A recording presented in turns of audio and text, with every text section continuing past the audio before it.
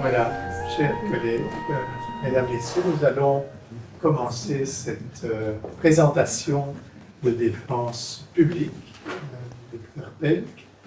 Je vous rappelle que pour ouvrir vos GSM après la présentation, et d'autre part, comme il est d'usage, parce que c'est une épreuve universitaire, on applaudit au moment où le jury revient dans la salle et pas après la présentation. Ça, c'est un usage très classique à l'université. Donc, mesdames et messieurs les membres du jury, chers collègues, chers amis, chères familles, je vais vous présenter mon travail de recherche, enfants nés grands prématurés et très grands prématurés sans trouble du développement psychomoteur. Pour commencer, je voudrais vous parler un instant du développement de l'enfant. Alors, quand on parle du développement, on s'intéresse d'abord au développement du système nerveux central. Dans les années 40, les maturationnistes, dont Arno Gesell, qui est considéré comme le cette théorie, considérait que le développement dépend de la maturation. Cela signifie que le développement évolue en fonction du temps, en fonction de l'âge, et on peut dire génétiquement programmé.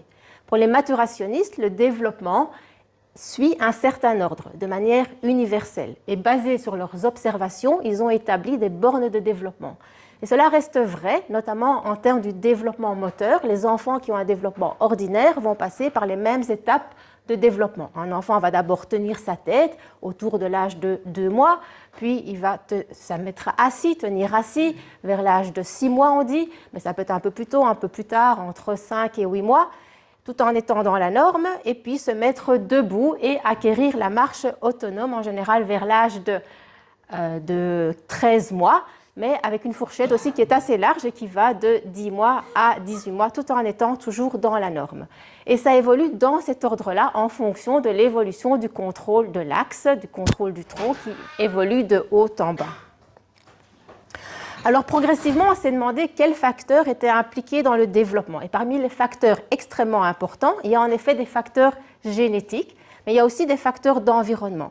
Et actuellement, le développement est plutôt perçu comme le résultat d'une interaction entre la maturation et les expériences. Et de cette interaction va découler la notion de période critique. Les périodes critiques, ce sont des fenêtres de temps où le cerveau est particulièrement sensible aux expériences et aux stimulations. Si on prend par exemple l'exemple du développement précoce du langage, eh bien, il va dépendre bien entendu de la maturation des circuits auditifs, mais aussi de l'exposition au son humain. Si on prend par exemple la période entre 6 mois et 12 mois, est considérée comme une période importante dans la discrimination des phonèmes. Prenons par exemple les sons ra et la, qui sont différents en anglais mais pas en japonais. Eh bien, des bébés américains et des bébés japonais, à l'âge de 6 mois, ils vont discriminer ces deux sons de la même manière. Et puis, si on les évalue à l'âge de 12 mois, les bébés américains vont améliorer leur performance de discrimination et les bébés japonais vont être moins performants dans la discrimination. Ils vont même perdre avec le temps la capacité de discriminer ces deux sons. Et cette amélioration de la discrimination des sons dans la langue maternelle va permettre déjà à l'enfant de progressivement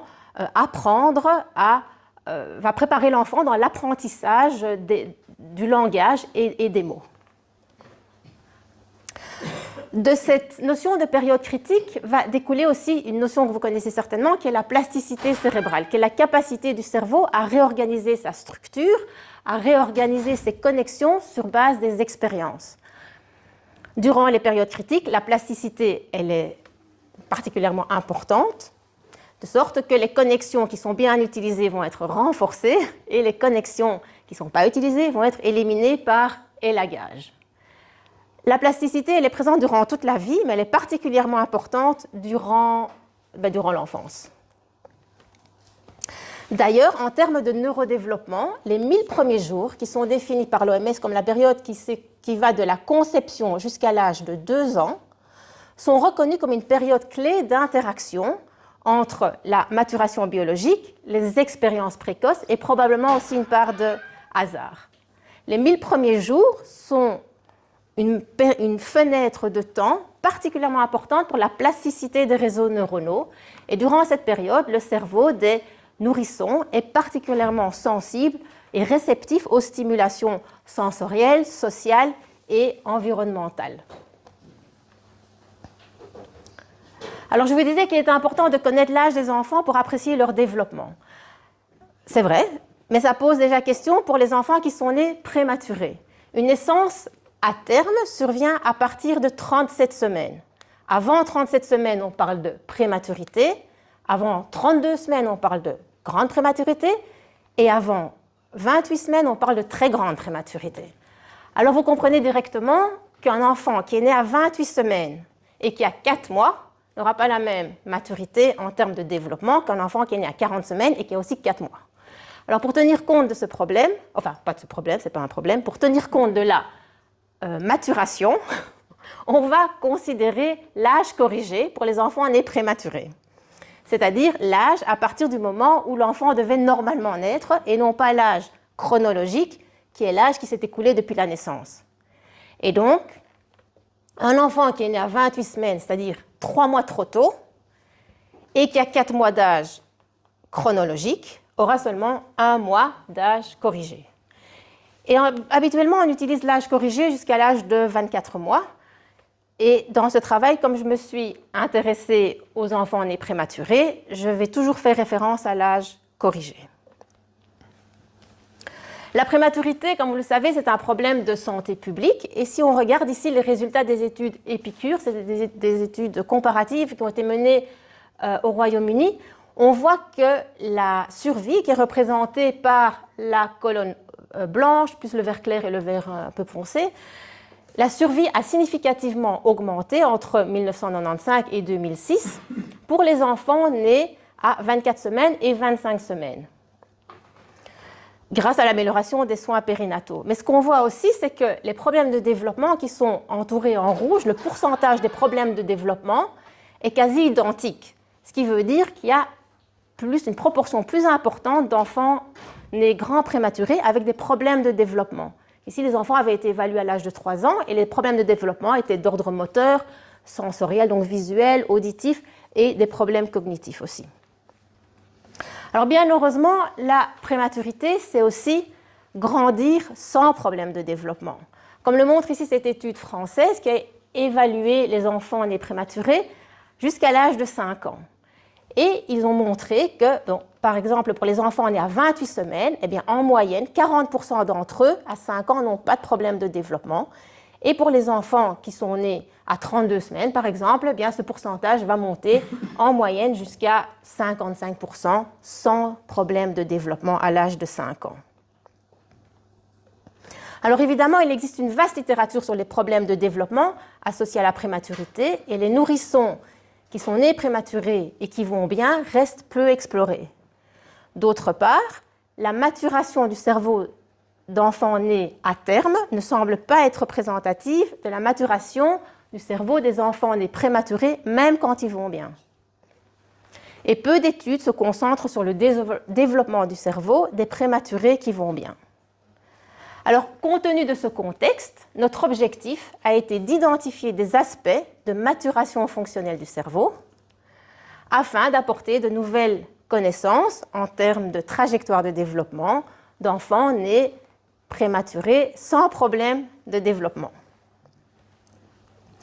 On a étudié la maturation sur le plan fonctionnel avec l'électroencéphalogramme et on l'a utilisé de manière non invasive, donc c'est-à-dire en mettant les électrodes sur la tête.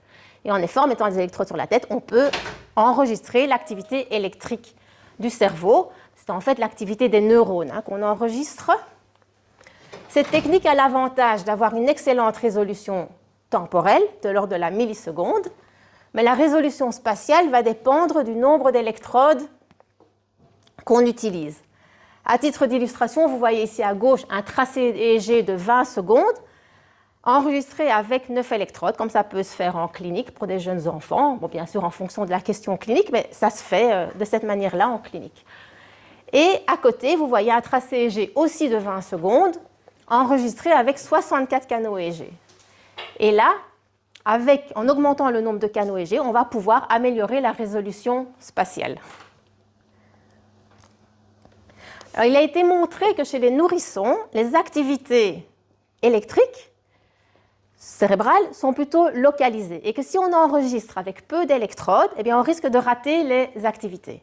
Si on regarde par exemple cette étude australienne, eh bien, le bébé ici de gauche qui porte un casque EEG avec peu d'électrodes, les électrodes ce sont les pastilles blanches, des activités qui apparaîtraient par exemple au niveau des ronds rouges risqueraient d'être ratées, de ne pas être enregistrées, contrairement au bébé de droite qui a un casque EEG à haute densité. Alors, nous avons conduit une étude exploratoire, longitudinale, prospective. On a enregistré et on a analysé des EEG à haute densité à 6 moments, entre l'âge du terme et l'âge de... Donc l'âge du terme, c'est le moment où les enfants devaient normalement naître, et l'âge de 24 mois d'âge corrigé, afin d'étudier la maturation sur le plan électrophysiologique. Et on a fait ça dans une population d'enfants nés grands prématurés et très grands prématurés. Alors, notre population a été recrutée dans les unités néonatales de 2 hôpitaux universitaires de Bruxelles, le CHU Saint-Pierre et l'hôpital des enfants Reine-Fabiola. On a inclus des enfants nés avant 32 semaines, donc des grands prématurés, et on a exclu une série d'enfants pour lesquels on s'attendait à ce qu'il y ait des problèmes de développement. On en a recruté 102. Parmi ceux-ci, 18 ont secondairement été exclus en raison d'anomalies à l'IRM cérébral ou de résultats faibles ou inexistants au test de développement qu'on a utilisé. Et donc, on s'est retrouvé avec un échantillon final de 84 participants et on a enregistré quasi 300 EEG, on a analysé quasi 300 EEG à haute densité. Vous voyez ici à gauche les données de population. En moyenne, donc, le poids de naissance était de 29 semaines. L'âge gestationnel était de 29 semaines et le poids de naissance était juste en dessous de 1200 grammes. On a évalué le développement dans le domaine cognitif, moteur et langagier avec les échelles de Bayley. Et en fait, on voulait avoir l'évaluation neurodéveloppementale à l'âge de 24 mois, qui est un âge classiquement utilisé pour apprécier le développement futur. Mais on savait que dans le suivi longitudinal, on allait perdre des enfants. Et donc, on a aussi fait l'évaluation neurodéveloppementale à 6 mois, et à 12 mois, et à 18 mois. Mais on voit tout de même que, heureusement, que la majorité de nos enfants, 68 sur les 84, ont quand même eu leur évaluation finale neurodéveloppementale à 24 mois. On a émis 5 hypothèses. Alors, les 2 premières hypothèses étaient liées à la complexité de l'électroencéphalogramme, de l'activité EEG. On a étudié l'évolution de la complexité de l'EEG à l'aide de l'entropie multi-échelle. Ici, à titre d'illustration, vous avez sur l'histogramme juste le nombre d'EEG qui ont été analysés à chaque tranche d'âge. Alors, la complexité, c'est quoi? La complexité, on peut la voir comme quelque chose entre l'ordre et le chaos, où il y a assez de variabilité pour être riche, mais aussi assez de structure pour avoir du sens. Et dans notre cas, on a étudié la complexité avec l'entropie multi-échelle qui quantifie l'entropie d'échantillons, qui est une mesure de la variabilité, à travers différentes échelles de temps. Quand on enregistre des EEG à haute densité, on se retrouve avec une quantité monumentale de données.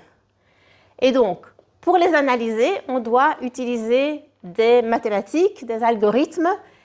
Et la première chose, c'est qu'il ne faut pas regarder l'EEG de manière globale, avec les yeux, comme vous êtes peut-être en train de le faire, mais il faut regarder sous un autre angle. Et donc, si on prend le tracé, cet extrait EEG ici, avec 64 canaux EEG, Le tracé en fait de chaque canal est formé d'une succession de points qui ont une certaine latence et une certaine amplitude. Et chaque point correspond à une mesure prise par les jets. Dans notre cas, on avait 128 points par seconde. Alors, prenons l'exemple du canal CZ. Par exemple, le canal CZ, c'est un canal qui est situé ici au milieu sur le crâne, sur la ligne médiane. On peut représenter le début du tracé de CZ, par exemple, de manière schématique, par la succession des points ici en bas.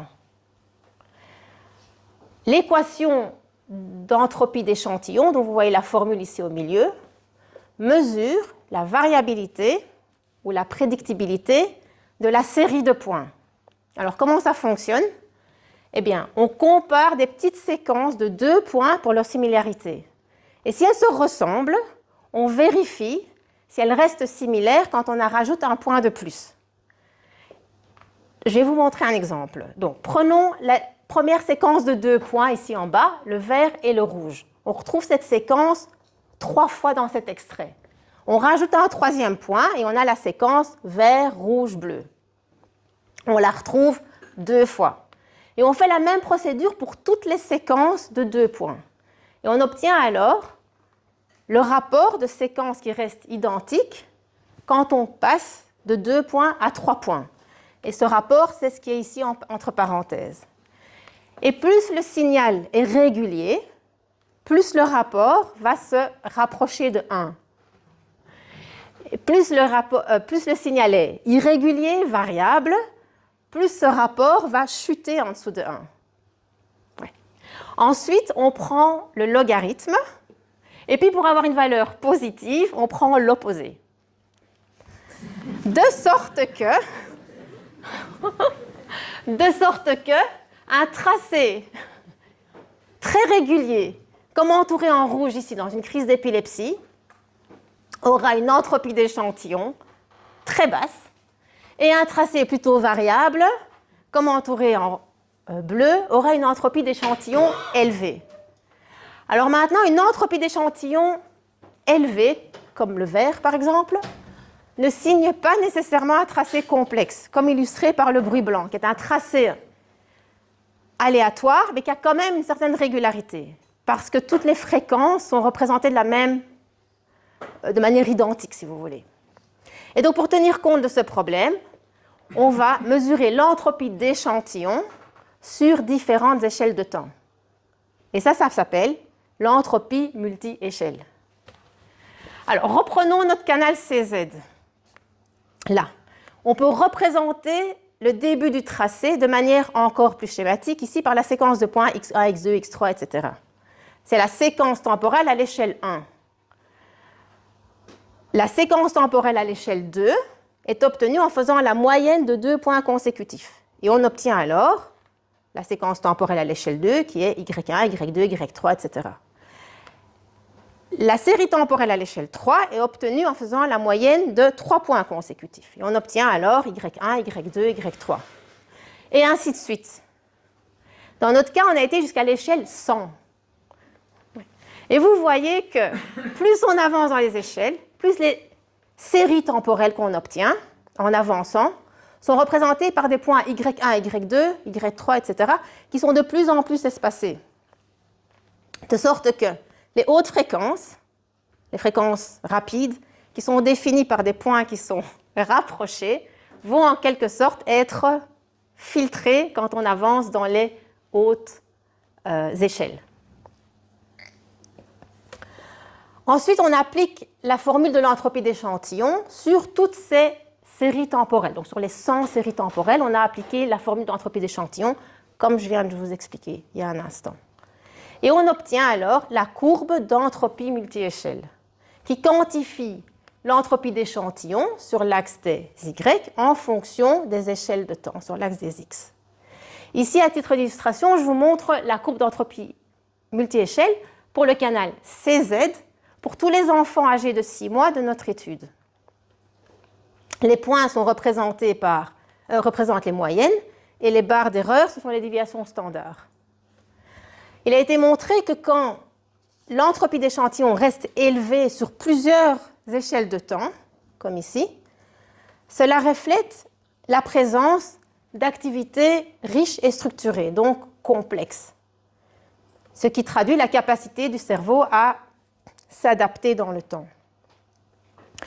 Pour caractériser cette courbe d'entropie multi-échelle, on a extrait deux paramètres. On a pris l'index de complexité, qui est l'aire sous la courbe, et la valeur maximale de la courbe. Et pour faire nos analyses, donc je vais vous montrer les résultats tout de suite, on a extrait la courbe d'entropie multi-échelle pour les 64 canaux EEG, pour tous les enfants à chaque tranche d'âge. Alors, si on revient à nos hypothèses, la première hypothèse, c'était que les corrélations d'entropie multi-échelle augmentent avec l'âge. On a comparé les paramètres d'entropie multi-échelle entre toutes les électrodes, tous les canaux EEG, 2 à 2, à chaque tranche d'âge. Cette analyse, elle a été faite durant l'état d'éveil. Vous voyez l'index de complexité sur la première ligne et la valeur maximale de la courbe d'entropie sur la deuxième ligne. Les matrices de corrélation, qui sont les grands triangles, représentent tous les résultats avec un code couleur. Et plus les canaux sont similaires en termes de complexité, plus la couleur vire vers le bleu foncé. Sur les représentations schématiques ici de tête, vous reconnaissez le nez, les oreilles, les points correspondent aux canaux EEG, et ceux qui sont reliés sont uniquement ceux qui sont fortement liés en termes de complexité. Et à l'âge de 12 mois, on a beaucoup plus de canaux fortement liés qu'à l'âge de 3 et 6 mois.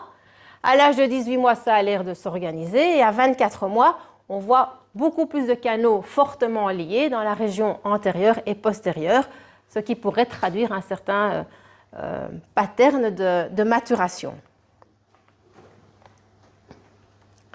La deuxième hypothèse était que la complexité de l'EEG montre des différences régionales. Cette analyse a aussi été faite durant l'état d'éveil. Et pour tester cette hypothèse, on a d'abord regroupé les canaux EEG en 3 grandes régions. Donc on a pris la région antérieure, la région centrale et la région postérieure. Et on a observé qu'à l'âge de 3 mois, à l'âge de 12, 18 et 24 mois, on avait des paramètres de complexité qui étaient plus importants dans les régions postérieures et centrales par rapport aux régions antérieures. Et ce pattern est cohérent en fait avec d'autres résultats en neurodéveloppement qui montrent que les réseaux sensoriels, comme les aires auditives dans le lobe occipital, les aires visuelles dans le cortex occipital et les aires auditives dans le cortex temporal maturent plus vite que les systèmes préfrontaux, donc plus antérieurs, et qui sont plus impliqués dans des fonctions cognitives comme la mémoire, le raisonnement, l'attention. Nos 2 hypothèses suivantes n'étaient plus liées à la complexité, mais au traitement de l'information auditive. On a étudié le traitement de l'information auditive à l'aide de potentiels évoqués. Les potentiels évoqués, ce sont des réponses électriques du cerveau en réponse à des stimuli, et donc dans notre cas, des stimuli auditifs. On a aussi étudié la discrimination auditive avec un protocole où des sons rares ou déviants étaient insérés de manière aléatoire dans des séries de sons fréquents ou standards, on peut dire. Pratiquement, on avait en fait un son da, da, da, da, qui était, on peut dire da court, da, da, da, qui était représenté 85% du temps et qui était notre son, notre stimulus standard. Et puis de manière aléatoire, on avait des sons plus longs, des da longs, da, da, qui étaient insérés dans ces séquences de sons fréquents. Vous voyez ici le dispositif expérimental. Donc on a le bébé avec son casque EEG, les haut-parleurs qui diffusent les sons de manière latérale. Sur l'extrait EEG, les lignes rouges montrent les moments d'apparition des sons, des stimuli standards, les DA courts, et les lignes vertes, de temps en temps, le moment d'apparition des DA longs, les sons déviants. Sur l'histogramme, vous avez de nouveau le nombre d'EG qui ont été analysés à chaque tranche d'âge.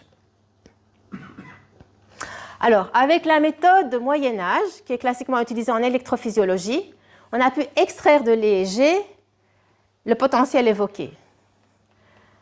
La méthode suppose que la réponse électrique liée au stimulus est la même si on répète le stimulus. Et comme la réponse est assez petite, si on répète le stimulus un grand nombre de fois et qu'on prend des séquences d'EEG qui commencent un peu avant le stimulus et qui se poursuivent après le stimulus, donc les stimuli sont marqués par les flèches rouges, si on prend des séquences d'EEG comme ici marquées en jaune, j'en ai marqué 5, mais en réalité j'en avais des centaines par enfant, et qu'on fait la moyenne de toutes ces séquences EEG, on va amplifier la réponse électrique qui est liée au stimulus, et toutes les activités qui sont aléatoires vont plutôt être atténuées.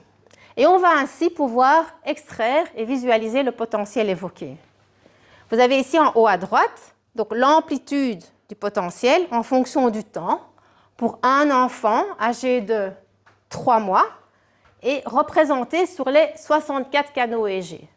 Et en bas, je vous montre la moyenne globale des potentiels évoqués pour tous les enfants âgés de 3 mois de notre étude, suite au stimulus standard, donc le DA court, et le stimulus déviant, le DA long, avec les 64 canaux ici qui sont représentés de manière superposée. Donc chaque tracé correspond à la réponse sur une électrode, et on les a juste mis les uns au-dessus des autres.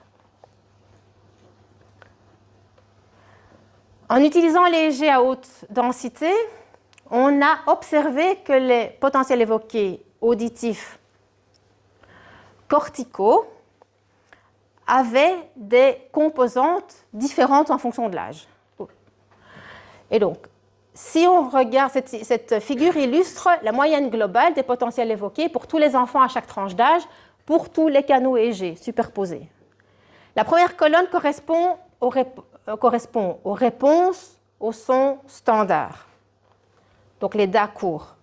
Et on reconnaît ici, à terme déjà, une composante positive qui augmente en amplitude jusqu'à l'âge de 6 mois. À partir de 6 mois apparaît une composante négative qui continue aussi à évoluer plus tard. Et la deuxième colonne correspond aux réponses au son déviant, donc de DA long. Et la troisième colonne est la réponse de discordance. Et la réponse de discordance, qu'on appelle en anglais, c'est mismatch response. Mais la réponse de discordance, elle est utilisée dans la littérature pour étudier la discrimination auditive. Et cette réponse, elle a aussi différentes composantes qui évoluent en fonction de l'âge. Et si on regarde par exemple à l'âge de 12 mois, quand il y a plus de maturation, on peut reconnaître une composante négative suivie d'une composante positive et puis une composante tardive négative.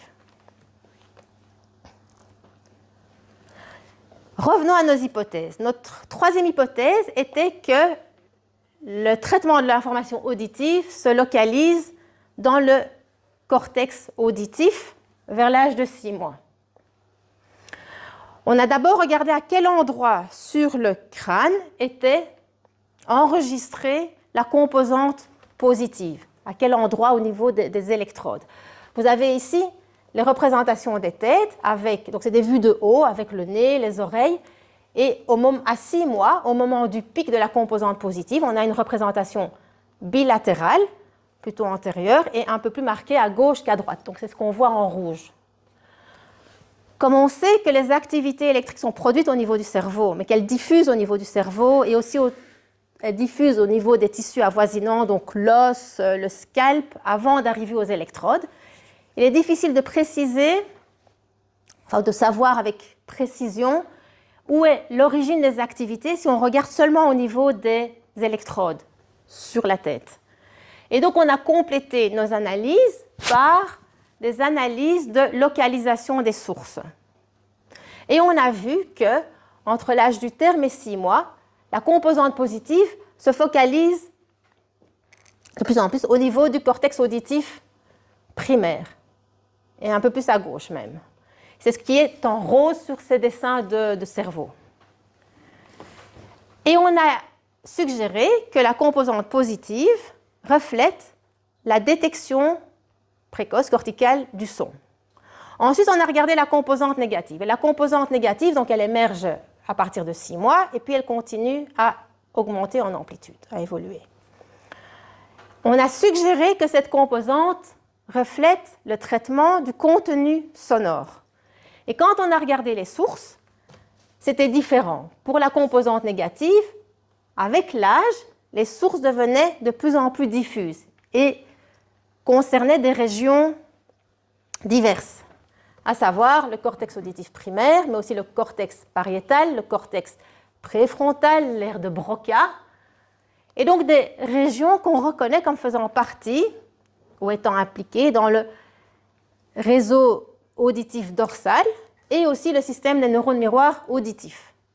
Le système auditif dorsal, il lie la perception auditive à la production de paroles. Et le système des neurones miroirs auditifs, un peu comme les neurones miroirs liés au système visuel qui s'activent quand on fait une tâche motrice et quand on voit quelqu'un d'autre faire la même tâche motrice comme si on la faisait soi-même, en miroir. Les neurones miroirs auditifs vont s'activer quand on produit un son et quand on perçoit un son. Et percevoir un son, c'est l'entendre, mais c'est aussi percevoir toutes les mimiques qui vont avec, les mouvements de la bouche, les mouvements même des mains. La localisation des sources de cette composante négative, c'est nouveau, ça n'avait pas été décrit auparavant. Notre quatrième hypothèse était que la discrimination auditive s'affine à partir de 6 mois. Alors pour la tester, on a comparé les réponses de discordance, la réponse entière de discordance à chaque âge avec les réponses à terme. Donc les réponses de discordance sont en gris ici, avec la réponse à terme sur la première ligne. Sur les têtes colorées en bas, vous avez la représentation en fait de la localisation et de l'amplitude, la localisation et l'amplitude de la réponse de discordance. Lorsque la réponse de discordance est positive, ça va apparaître en rouge ou orange, et lorsque la réponse de discordance est négative, ça va apparaître en bleu. Sur la dernière ligne, vous avez les résultats des analyses statistiques. Et on voit qu'à 3 mois, il n'y a pas de différence significative par rapport à l'âge du terme. À 6 mois, par contre, on a une différence significative qui apparaît vers 300 millisecondes, qui est plutôt localisée dans la région frontale et temporale, et qui reflète la présence de la composante positive qui a une amplitude beaucoup plus forte à 6 mois qu'à terme. À partir de 12 mois, la différence significative apparaît plus tardivement, elle est localisée plus dans les régions centrales et elle reflète la présence de la composante tardive négative. Notre quatrième hypothèse était que la durée de vie extra-utérine,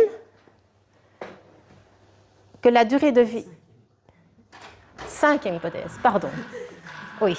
La cinquième hypothèse était que la durée de vie extra-utérine influence les activités électriques enregistrées à l'âge du terme. L'idée était que si un bébé naît prématurément et que son exposition plus précoce aux stimulations extra-utérines pourrait modifier ses activités cérébrales mesurées à l'âge du terme.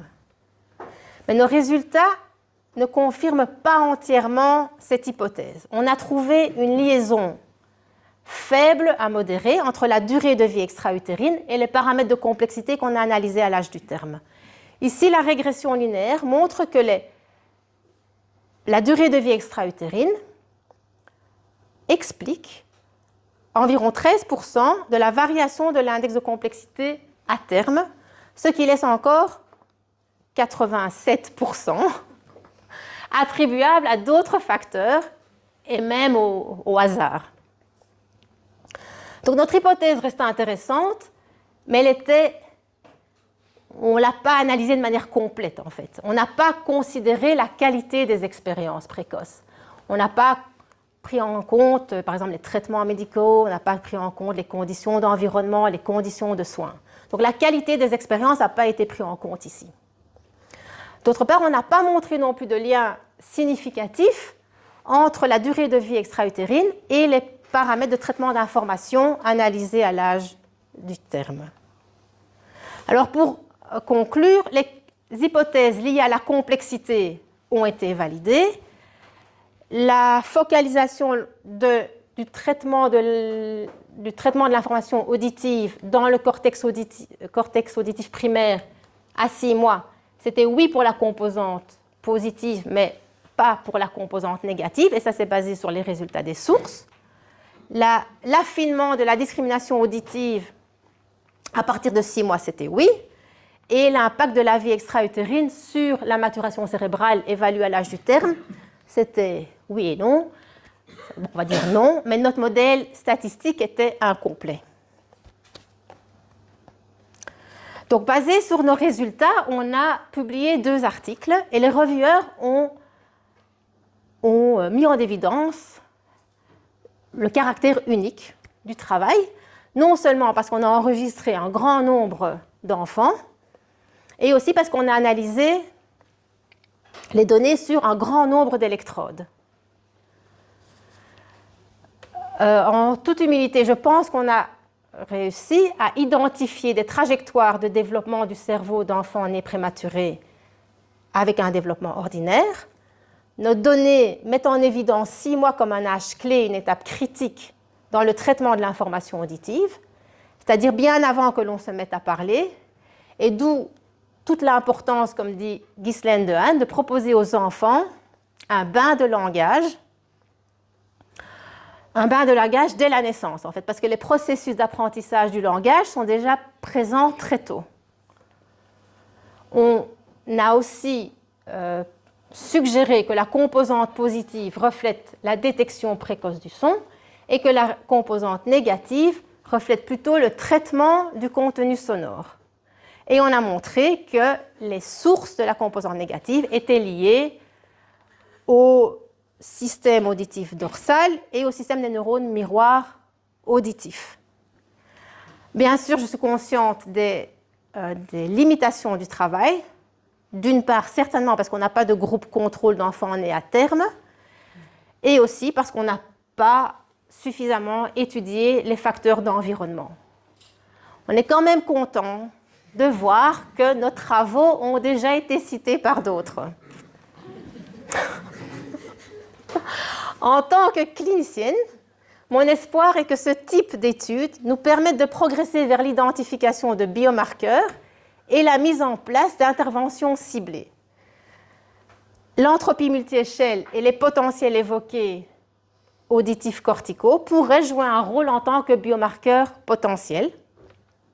Je pense qu'il est aussi important de continuer à bien étudier le développement cérébral des enfants nés à terme qui se développent bien, non seulement pour bien pouvoir les prendre en charge eux-mêmes, et aussi pour identifier des facteurs de risque d'éventuels problèmes de développement qui pourraient survenir plus tard.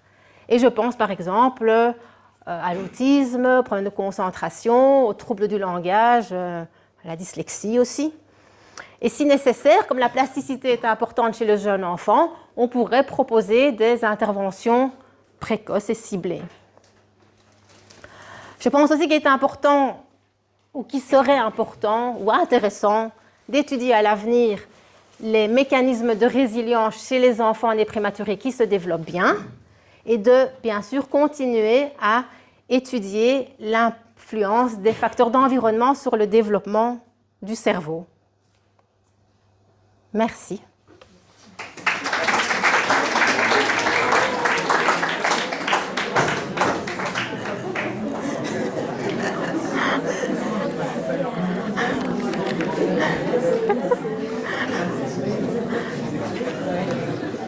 Pardon? Je ne sais pas. Je ne vois pas la transmission. Voilà. Merci pour votre présentation. Elle a déjà été évidemment très largement discutée en défense privée, mais il reste une place pour que les membres du jury puissent encore poser des questions. Je vais d'abord céder la parole à Sœur Vukovic, si elle souhaite poser une ou l'autre question complémentaire. Je n'ai pas de questions additionnelles et j'ai eu l'occasion de poser toutes les questions à l'occasion de la défense privée. D'accord. Sœur Gaspard.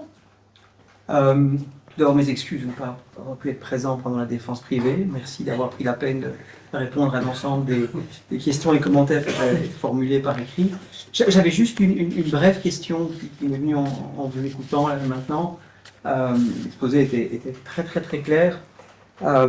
Je fais le lien entre votre suggestion d'utiliser ces mesures neurophysiologiques comme biomarqueurs du développement normal ou pas normal, et puis le commentaire très juste que vous faisiez sur le fait que qu'est-ce qu'un développement normal, et déjà quand on évalue de manière clinique ces différentes bornes montrent quand même une grande variabilité tout en restant dans la norme.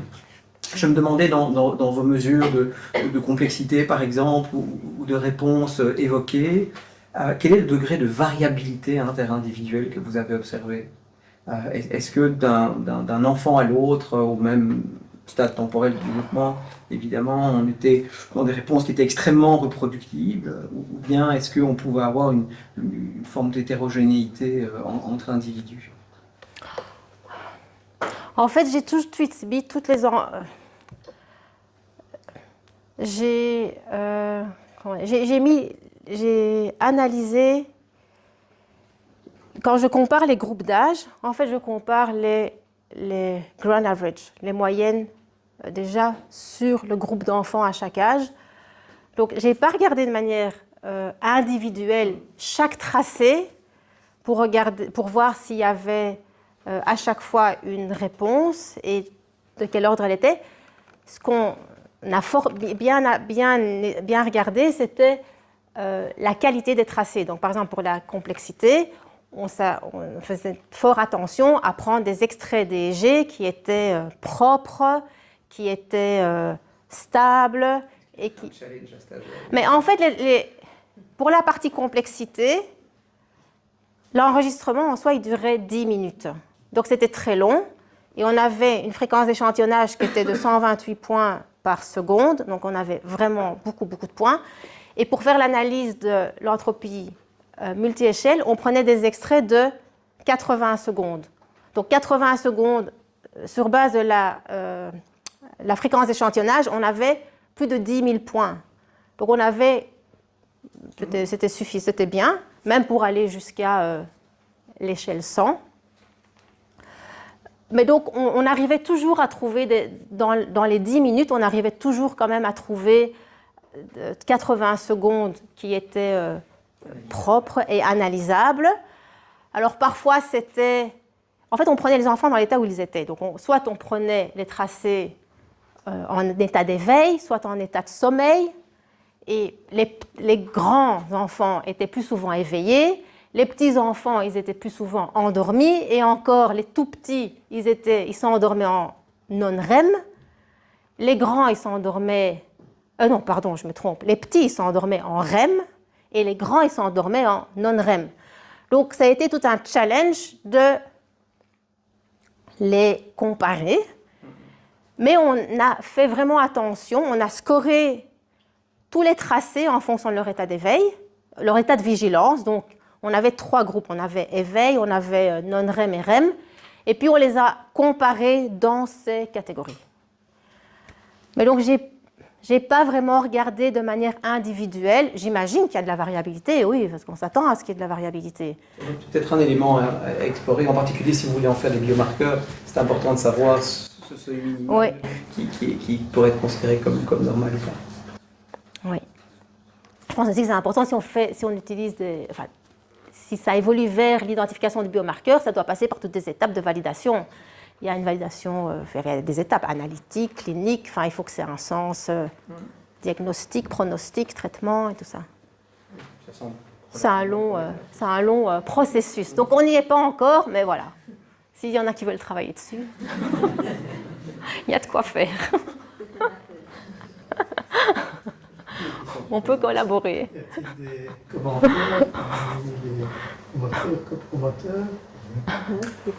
Moi j'ai J'ai eu vraiment amplement l'occasion de poser mes questions et j'ai reçu des réponses à presque toutes mes questions. Ah, presque. Question parmi les membres du corps académique ou du public. S'il n'y a pas de doigt qui se lève ou de questions à poser, nous allons nous retirer quelques instants.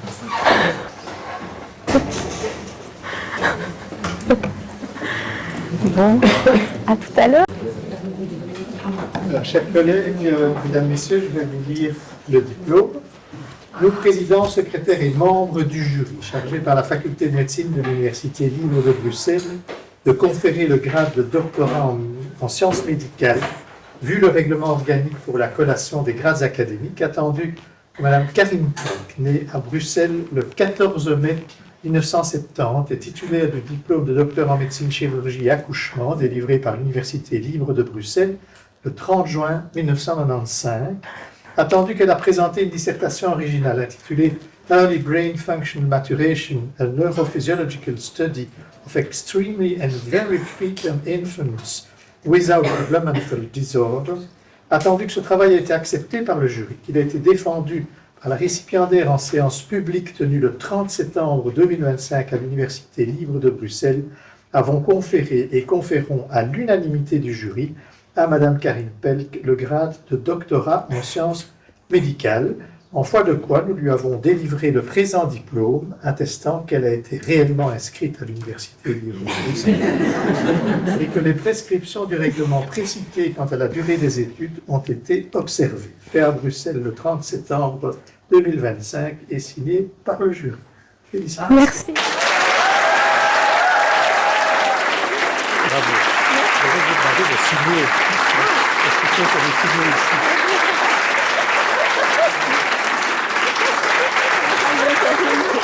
Oh, merci Carolina. Merci Karine.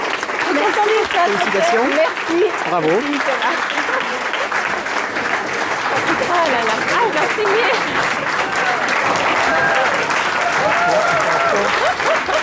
Pas au niveau de la reprise. Non. Voilà. Merci, hein, merci. Hein. Merci, merci.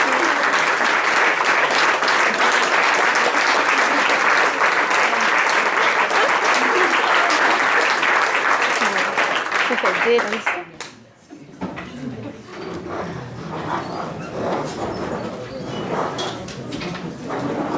C'est non, attends. Je t'embrasse. Ah oui.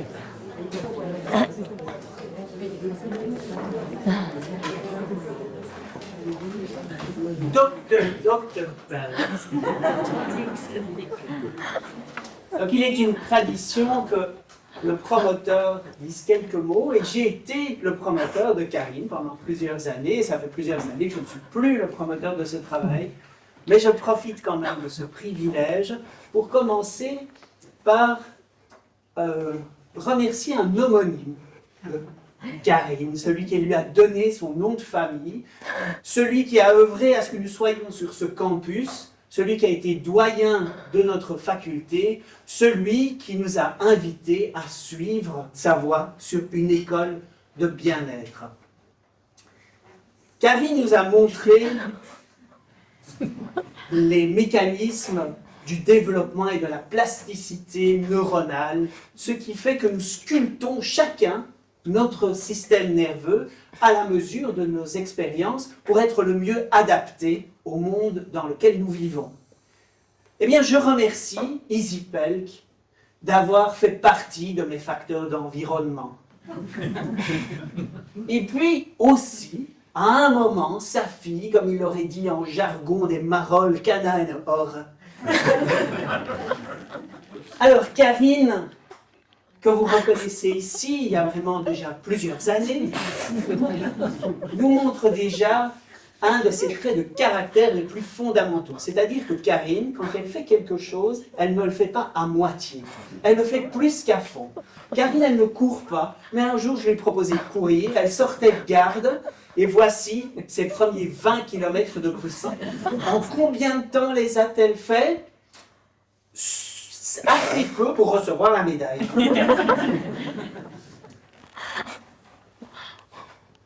Karine a été diplômée, on l'a dit, ici, sur ce campus, après avoir défendu un mémoire qu'avait dirigé un médecin remarquable, qui est resté mon ami, qui est devenu mon ami, est resté mon ami, qui est devenu aussi le secrétaire perpétuel de l'Académie royale de médecine de Belgique, excusez du peu, et qui est notre hôte ce soir, puisque c'est le président du jury.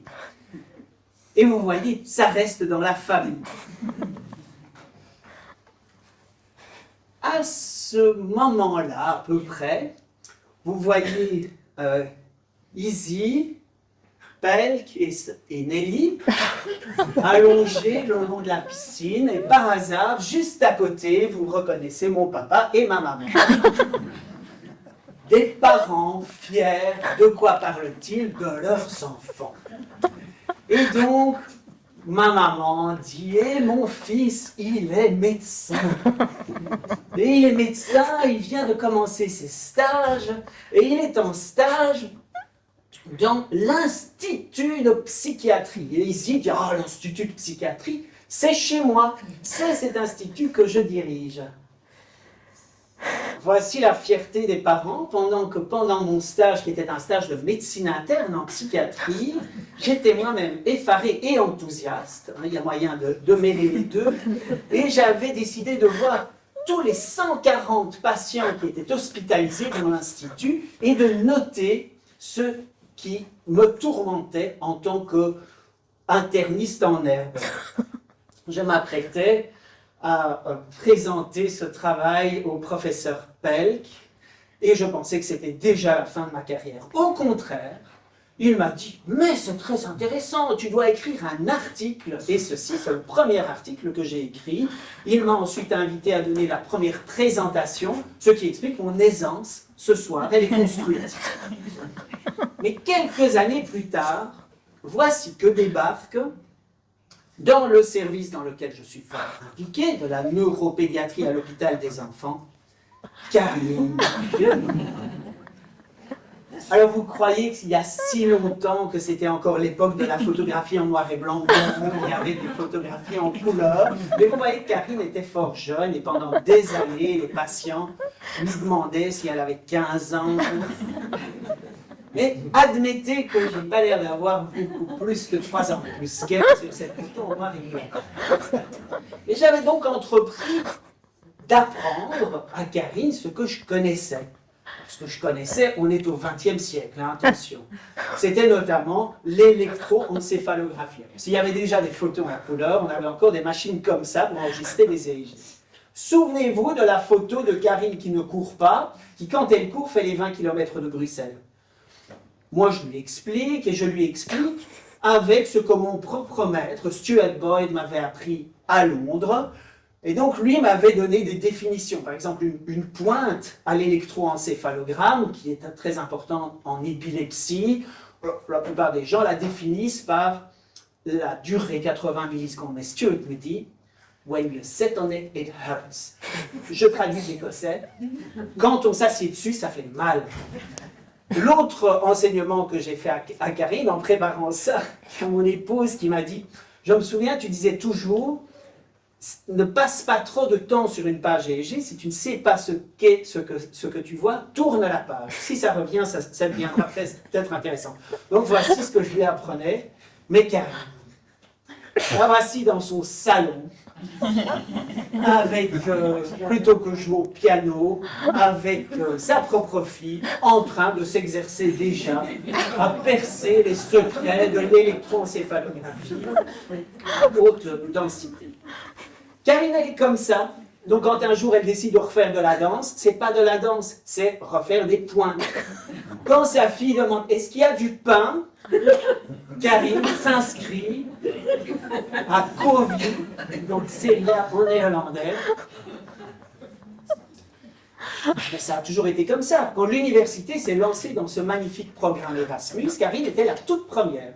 Alors vous voyez la géographie de l'époque qui place donc la Suède en plein centre, eh bien c'est là que Karine a été. Comme Karine fait toujours les choses à fond dans l'excellence, elle a ramené un mari. Alors il s'appelle Dan, Pas du tout. Il nous l'a dit d'emblée, c'est Don.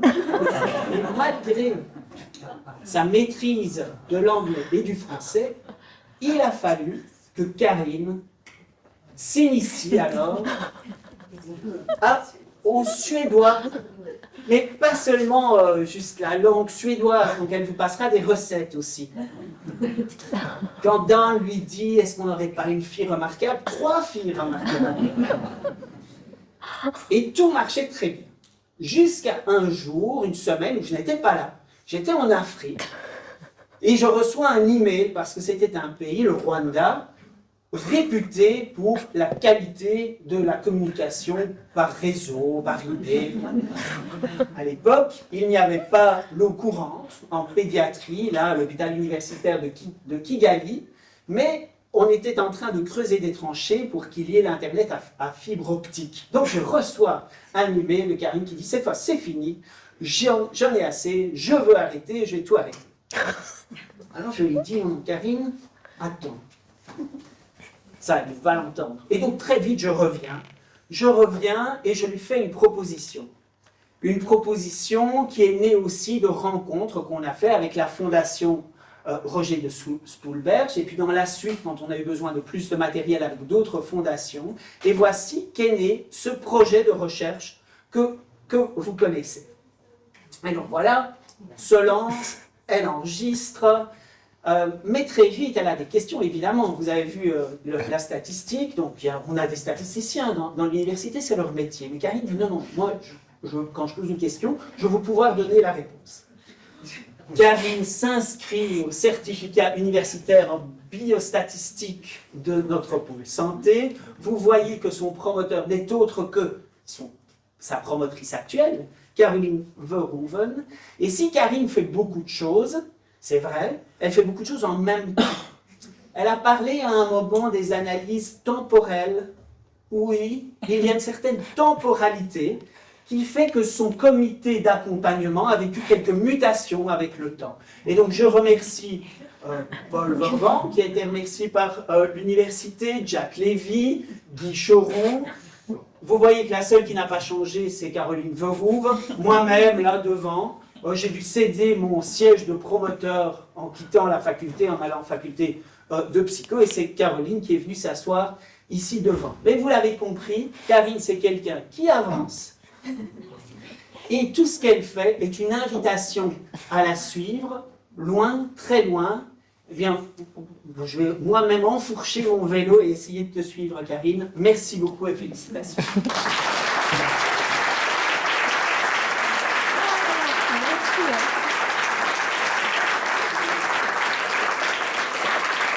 Merci Bernard. Merci Bernard. Ah oui, pardon. Oui. Ça va aller très vite.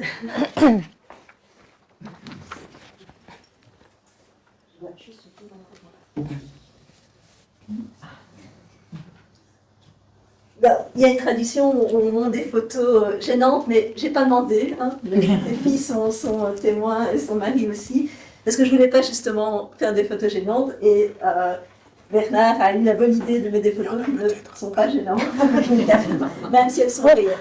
Mais je voulais quand même la mettre en quelques photos. Vous allez voir, il y en a que quelques-unes, mais qui voilà, vont probablement, j'ai envie de dire, renforcer ce que vient de dire Bernard, même si c'est dit un peu différemment. Donc Karine, c'est la photo qu'on trouve sur Internet de Ljungdahl, et c'est une grande travailleuse. Et donc, c'est un super médecin aussi. Elle est super avec les enfants. Elle a pu faire l'expérience puisqu'elle a déjà suivi mon fils qui a 9 ans aujourd'hui. Et voilà. Oui, il voudrait bien retourner toutes les semaines en consultation chez elle. Donc, c'est vraiment la preuve qu'elle sait se faire.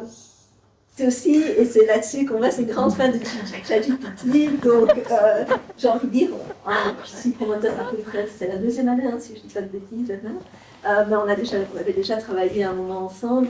Et j'ai envie de dire, depuis que ChatGPT, à chaque fois, quand il y a quelque chose, elle dit « je vais chercher sur ChatGPT ». Donc, c'est une grande fan de ChatGPT.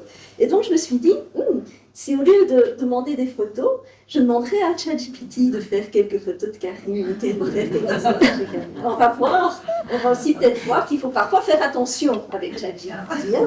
Donc,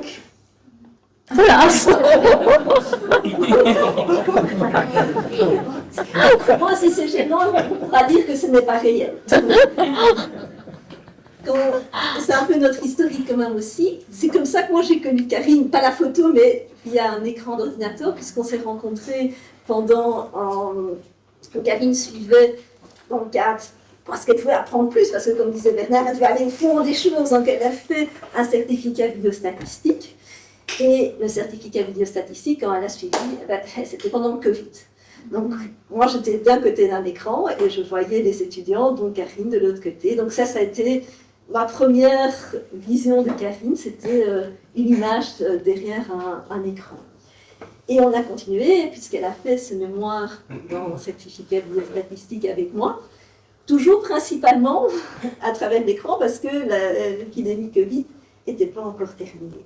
Donc ça a été un peu notre première connaissance, disons, c'était... Et après ça, donc, elle a une grande soif d'apprendre, mais elle a aussi une grande soif de transmettre.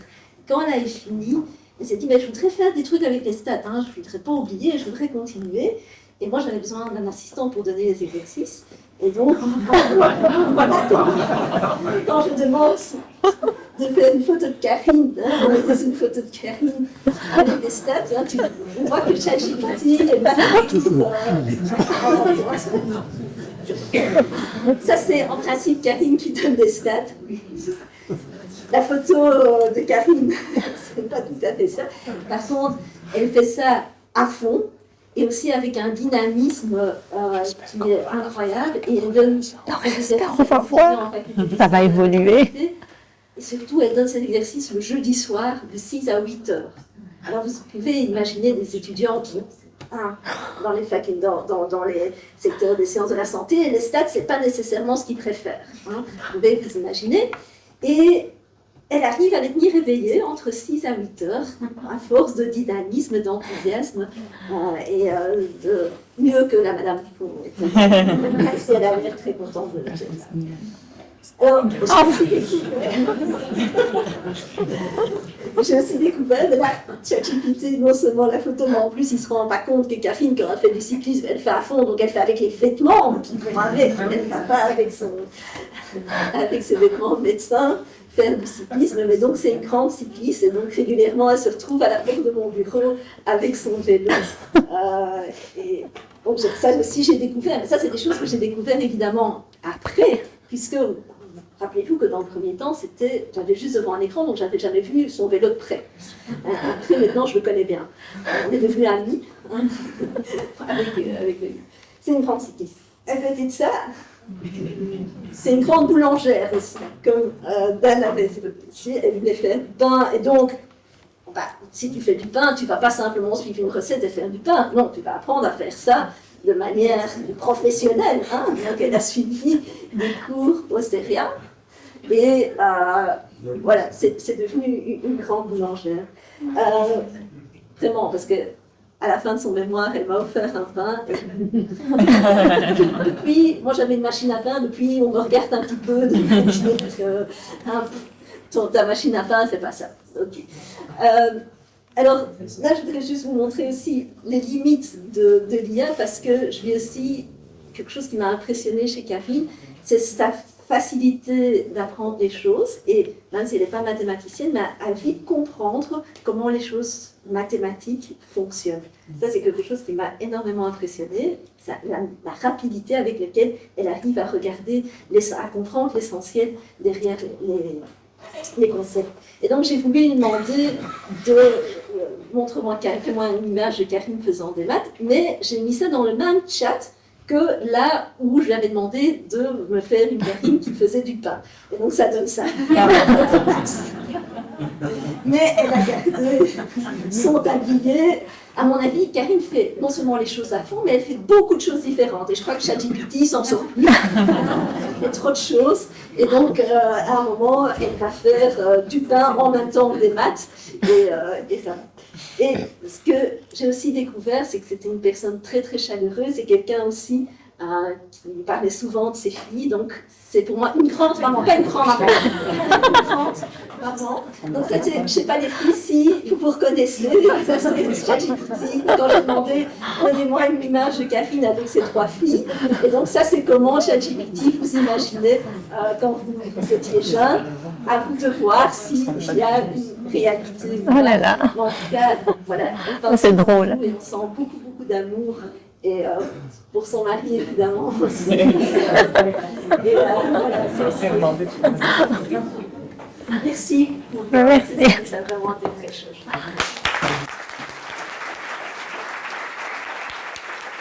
Merci Caroline.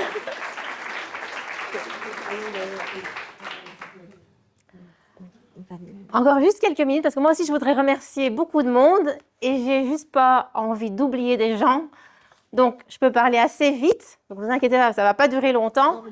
Mais je vais quand même lire en fait, parce que sinon je vais oublier la moitié des gens et voilà, je serai pas contente si je les ai oubliés.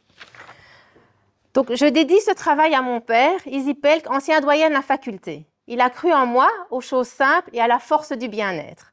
Je remercie tout particulièrement Bernard Dan, qui m'a guidée en neurologie du développement. Il m'a appris la rigueur scientifique avec humanité et m'a fait bénéficier de ses connaissances encyclopédiques. Oui. Il m'a encouragée à entreprendre ce travail, m'a encadrée et soutenue durant toutes ces années. Caroline Verhoeven m'a appris avec douceur et détermination l'essence et la pratique critique des statistiques. Merci pour son appui scientifique et sa disponibilité. Jack Lévy, Paul Verban, Guy Cheron m'ont accompagnée et soutenue de manière éclairée et bienveillante dans mes premiers pas dans cette recherche. Piers Mesters et Aline Vukovic m'ont accompagnée et conseillée jusqu'à la dernière ligne droite avec bienveillance et encouragement. Merci aux membres du jury pour l'attention qu'ils ont portée à mon travail. Je suis très reconnaissante à la Fondation Roger de Spoelberch pour son soutien financier au projet Prime Brain, qui a permis l'évaluation neurophysiologique longitudinale des enfants ayant participé à cette recherche. Je remercie également la Fondation GED et le Fonds Iris Recherche, qui ont tous deux supporté les coûts liés au matériel d'enregistrement et d'analyse. Je souhaite adresser mes remerciements tout particuliers à Alexandra, la présente Alexandra, qui m'a accompagnée avec constance tout au long de ces années dans l'enregistrement des électroencéphalogrammes et le traitement des données. Sa précieuse aide, sa positivité et son soutien bienveillant, son sourire bienveillant ont été d'un soutien inestimable. Merci aux équipes des centres néonataux et des unités de recherche clinique de l'hôpital universitaire des enfants Reine Fabiola et du CHU Saint-Pierre. Un grand merci tout particulier aussi à Bernard Wenderix qui m'a appris à construire avec rigueur un protocole de recherche clinique. Et je vous assure, c'était du boulot. Merci à Karine Duponcel et à Irit Daniel pour l'aide technique qu'elles m'ont fournie et la patience dont elles ont fait preuve à mon égard. Je dois aussi beaucoup à l'équipe de Guy Cheron, à Anita, à Mathieu, à Carlos, à Jonathan Dan, c'est le fils de Bernard, et à Nathan. Nathan, c'est le copain d'Alexandra, pour nos discussions sur l'analyse du signal et leur expertise dans le traitement des données. Je remercie chaleureusement mes parents qui m'ont transmis leur dynamisme, le plaisir d'apprendre et la détermination dans le travail. Oui, ça c'est sûr. Je remercie du fond du cœur mon mari, Dan, et nos 3 filles, Johanna, Alicia et Ilana, dont je suis si fière. Leur soutien indéfectible, leurs encouragements constants et leur bonne humeur partagée au quotidien ont été une source précieuse de force et d'équilibre tout au long de ces années. Tack så mycket för varje dag vi har tillsammans. Merci à vous tous d'être venus m'écouter aujourd'hui. Merci à ma famille, merci à mes amis, merci à mes collègues, mes anciens collègues de l'hôpital des enfants, mes anciens collègues de l'hôpital Saint-Pierre, en ook mijn huidige collega's van het Revalidatieziekenhuis in Kendal. Het is super aangenaam met jullie allemaal dagelijks te werken. Zo, hartelijk dank. Mais par-dessus tout, j'adresse mon infinie gratitude aux enfants qui ont participé à cette recherche et à leurs familles. C'est pour eux que je l'ai fait et pour eux que j'ai mené le projet jusqu'à cette présentation.